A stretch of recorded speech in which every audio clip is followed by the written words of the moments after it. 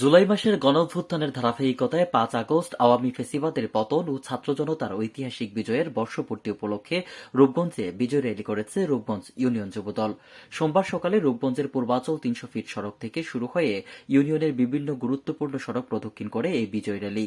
র্যালিতে দলীয় নেতাকর্মী ও সাধারণ মানুষ ব্যাপক স্বতঃস্ফূর্তভাবে অংশগ্রহণ করেন।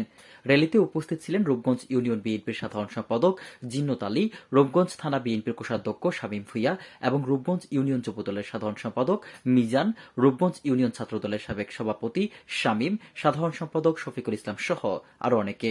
র্যালি শেষে সংক্ষিপ্ত সমাবেশে বক্তারা বিএনপির চেয়ারপারসন বেগম খালেদা জিয়ার মুক্তি এবং তত্ত্বাবধায়ক সরকারের অধীনে একটি নিরপেক্ষ নির্বাচনের দাবিতে ঐক্যবদ্ধ আন্দোলনের ডাক দেন।